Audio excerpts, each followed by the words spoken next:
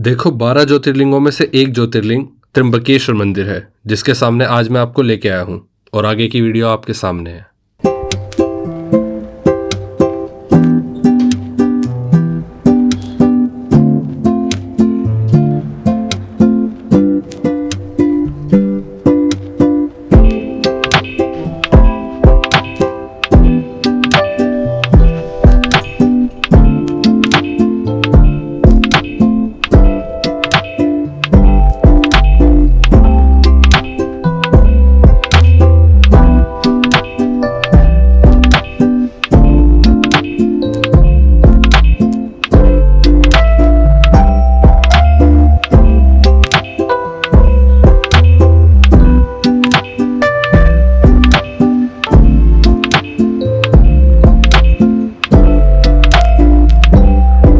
नमस्कार दोस्तों, मैं सम्राट इस वीडियो का होस्ट और आपको अपने पॉइंट ऑफ व्यू से एक नया शहर दिखाने वाला हूँ।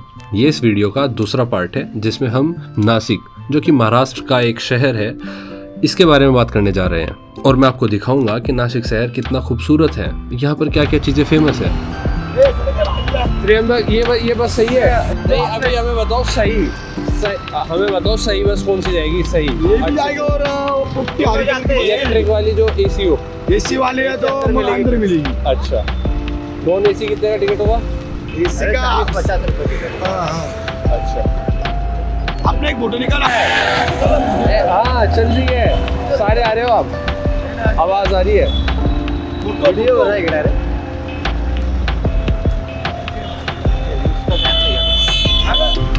अरे न्यूज़ वाले, अरे वो साले न्यूज़ वाले आप चल रहा है इस टाइम जो बोल रहे हो वो इसमें आ रहा है। आ रहा आप कर लिया आपने रिकॉर्ड।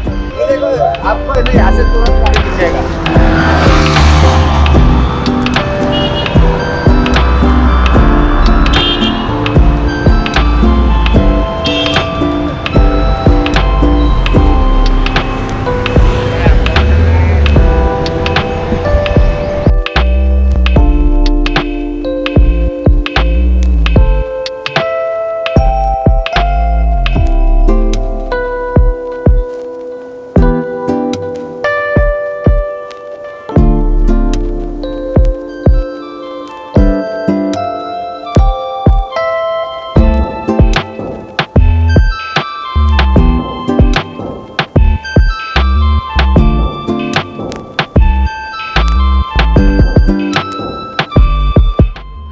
तो फाइनली नासिक के बिजी स्ट्रीट्स छोड़ के मैं निकल पड़ा हूँ उस जगह के लिए जहाँ से एक पूरी सिविलाइजेशन का आधार शुरू होता है, नासिक, जो कभी रामायण के ज़माने में पंचवटी के नाम से जाना जाता था।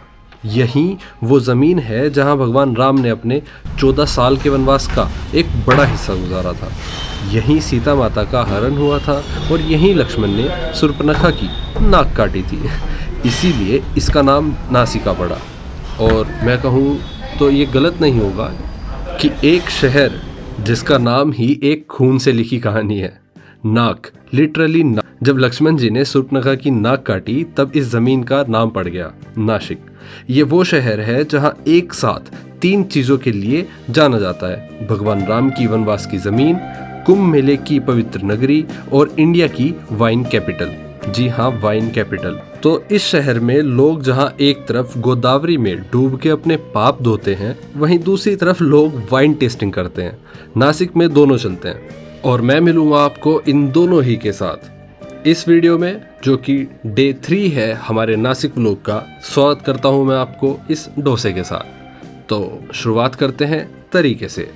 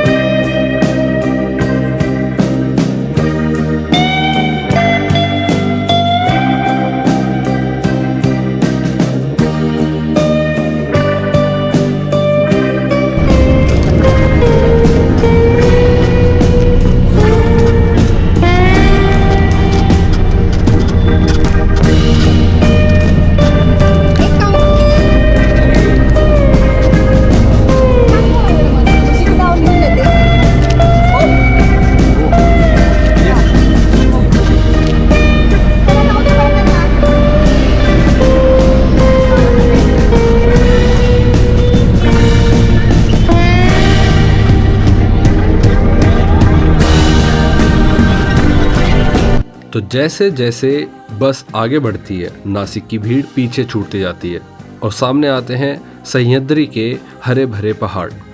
देखो, सह्याद्री के हरे भरे पहाड़ काफ़ी फेमस है। नासिक में अगर आप जाते हो तो यहाँ पर आपको बहुत से पवित्र मंदिर मिलेंगे। ये त्र्यंबकेश्वर रेंज का हिस्सा ही है। वेस्टर्न घाट्स का एक खूबसूरत कॉर्नर पड़ता है और इन पहाड़ों के बीच छुपा है वो शहर जहाँ मैं जा रहा हूँ, त्र्यंबक। त्र्यंबक एक शहर नहीं, बेसिकली एक गांव कहलाता है। नाम सुना होगा आपने त्र्यंबक, लेकिन ये सुना है आपने त्र्यंबकेश्वर मंदिर के नाम में। तो आइए इस शहर के दर्शन या इस गांव के दर्शन कराऊंगा। संस्कृत में इसका मतलब है 3 आँखें। त्रि मतलब 3 और अंबका मतलब आँखें। ये भगवान शिव का एक नाम है, त्र्यंबक, और 3 आँखों वाला देवता।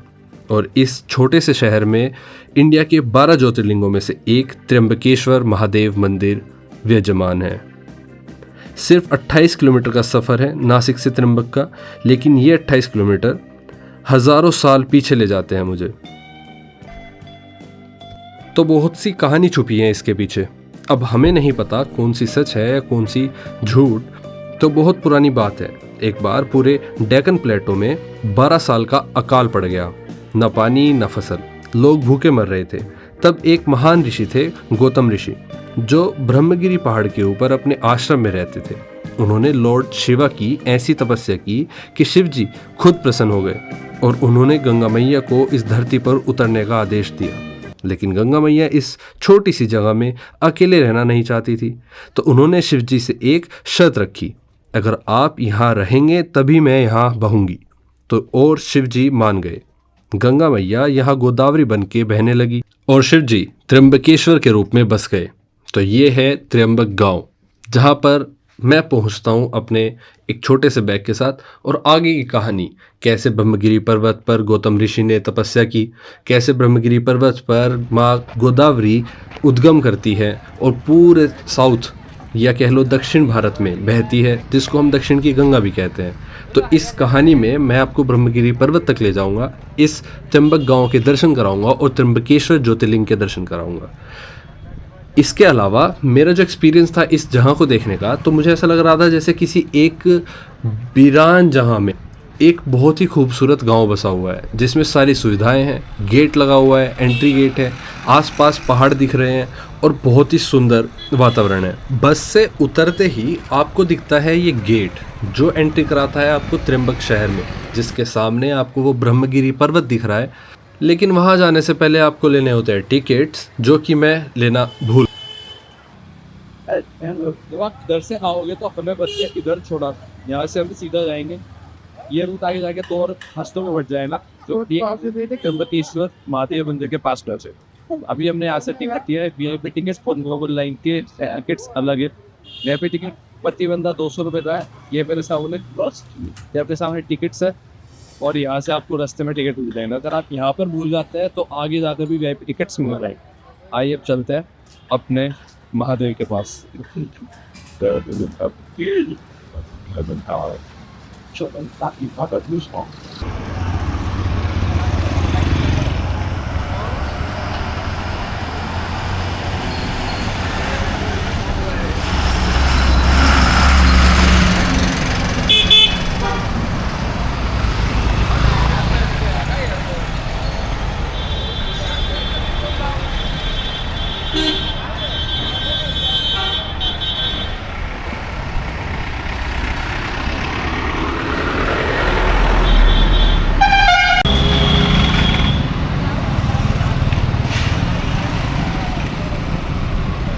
तो इस जगह को देखकर मेरी अलग ही फीलिंग थी।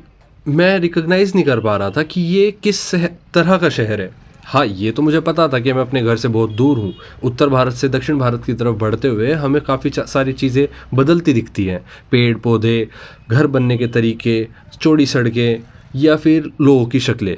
तो लोगों की शक्लों पर जैसे कोई सवाल हो कि अलग ही आंखों में कुछ पूछ रहे हो, तो आपको यहाँ पर थोड़ा अजीब ही लगता है। जैसे कि आप जब घर से दूर जाते हो तो आप एक ऐसी चीज़ एक्सपीरियंस करते हो जो आपको कभी स्कूल या कॉलेजेस में नहीं सिखाई जाती।